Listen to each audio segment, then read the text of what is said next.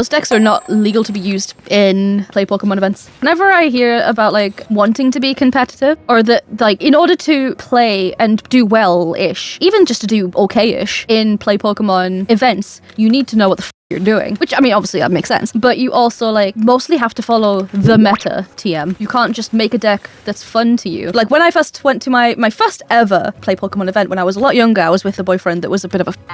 a neither of us knew much about making decks. We just like, I made a bunch of things like, oh, these are strong, I like them, cool, great, and then we got absolutely trounced by like every 12-year-old within like a 1 foot radius, and I say 1 foot because it was a very small shop. Anyway, just reminds me that kids who do want to play competitively but don't really have the, I mean, like, let's face it, the mental capacity to make these very highly competitive, like synergy upon synergy upon synergy decks, these champion decks will be such a good way for kids to get into competitive play, because they're not going to be, I'm very sorry, they're not going to be smart enough to use them to their full advantage, but those decks are going to be enough that those kids are going to have a fun time without getting their shit pushed in.